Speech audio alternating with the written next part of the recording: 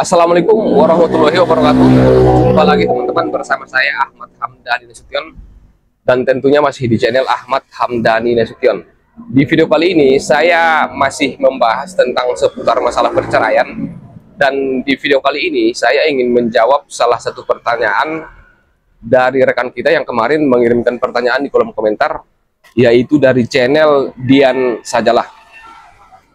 Jadi pertanyaannya seperti ini teman-teman. Karena cekcok kemarin dan bicara saya membuat sakit hatinya. Yang saya alami sudah pisah ranjang selama 3 minggu. Namun saya masih berhubungan lewat HP dan masih memberi nafkah lahir seperti biasa. Pertanyaannya, apakah bisa istri menuntut perceraian ke pengadilan agama? Nah, berarti yang kita simak di sini yang pertama sudah terjadi cekcok di dalam rumah tangga mereka. Dan yang kedua, sudah terjadi pisah ranjang selama 3 minggu. Dan kemudian, meskipun sudah cekcok, sudah pisah ranjang, namun si suami masih melakukan komunikasi meskipun lewat handphone dengan istrinya. Dan si suami ini masih memberikan nafkah lahir seperti biasanya. Nah, yang menjadi pertanyaan beliau, apakah bisa istri menuntut perceraian ke pengadilan agama? Jawabannya bisa teman-teman, jawabannya bisa. Sepanjang dalil gugatannya itu bisa dibuktikan di persidangan. Jadi seperti yang sudah saya sampaikan di video-video saya sebelumnya, berdasarkan pasal 116 kompilasi hukum Islam, ada 8 alasan yang diperbolehkan untuk bercerai.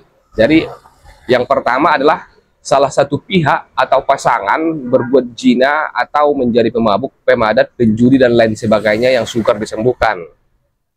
Itu alasan yang pertama. Alasan yang kedua, salah satu pihak meninggalkan pihak lain selama 2 tahun berturut-turut.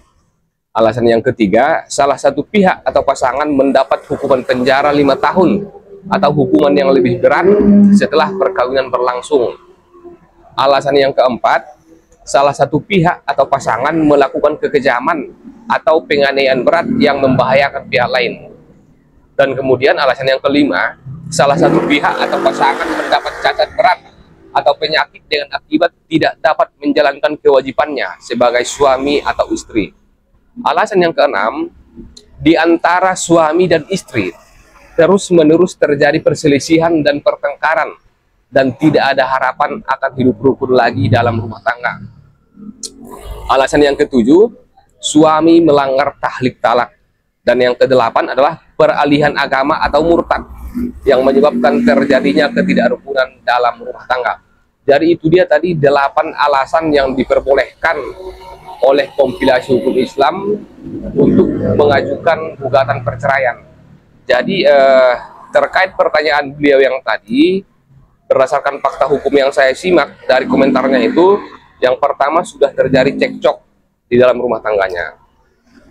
Dan yang kedua sudah pisah ranjang selama 3 minggu.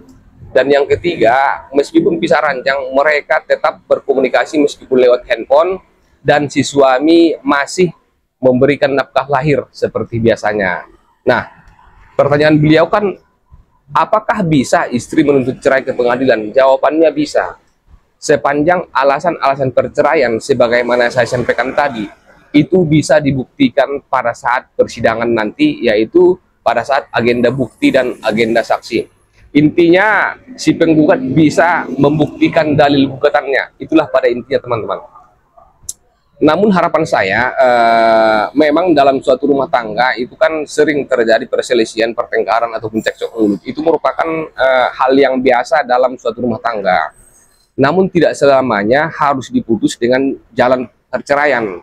Artinya masih ada upaya-upaya yang bisa dilakukan untuk menghindari perceraian. Apalagi seperti yang dialami oleh sahabat kita ini, bisa saja mungkin mereka sudah dikaruniai beberapa orang anak ya. Artinya nanti apabila terjadi perceraian, maka hak asuh anak juga nanti akan ditentukan oleh pengadilan. Nah, begitu juga nanti meskipun sudah terjadi perceraian, maka si suami itu tetap berkewajiban untuk menafkahi anak-anaknya. Jadi bukan berarti karena sudah putus perceraian maka si suami tidak wajib untuk menafkahi anak.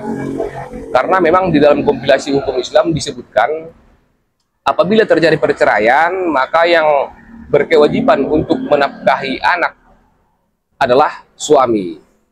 Dan hak asuh anak yang belum mumais atau dalam artian belum berumur 12 tahun, maka berada di bawah asuhan ibu.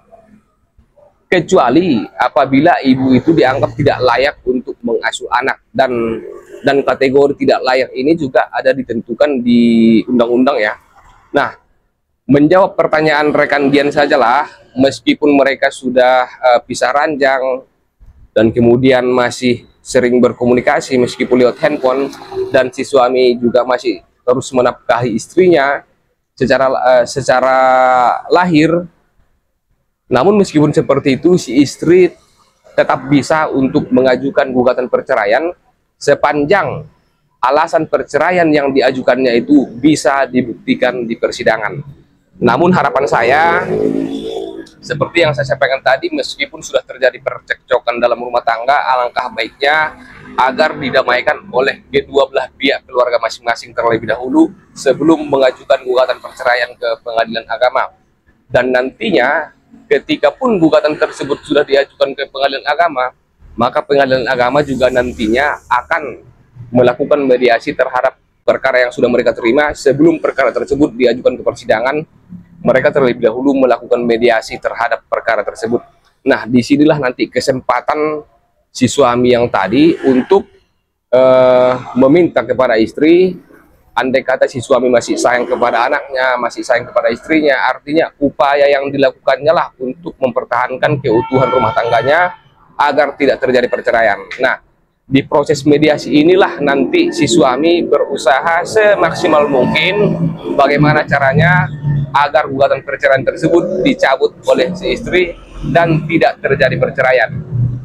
Jadi kira-kira seperti itu ya. Untuk menanggapi pertanyaan dari rekan Dian sajalah, pertanyaannya apakah bisa istri menuntut cerai ke pengadilan agama? Jawabannya bisa, teman-teman. Sepanjang gugatan perceraian tersebut bisa dibuktikan pada saat proses persidangan di pengadilan. Jadi kira-kira teman-teman seperti itu ya untuk menanggapi pertanyaan dari rekan Dian sajalah. Mudah-mudahan apa yang saya sampaikan di dalam video ini bermanfaat untuk menambah wawasan dan pengetahuan seputar dunia hukum, khususnya masalah perceraian. Dan bagi teman-teman yang baru saja bergabung dan menemukan video ini, jangan lupa like dan subscribe, karena like dan subscribe itu gratis. Akhir kata, saya Ahmad Hamdan Nasution pamit dan undur diri. Assalamualaikum warahmatullahi wabarakatuh.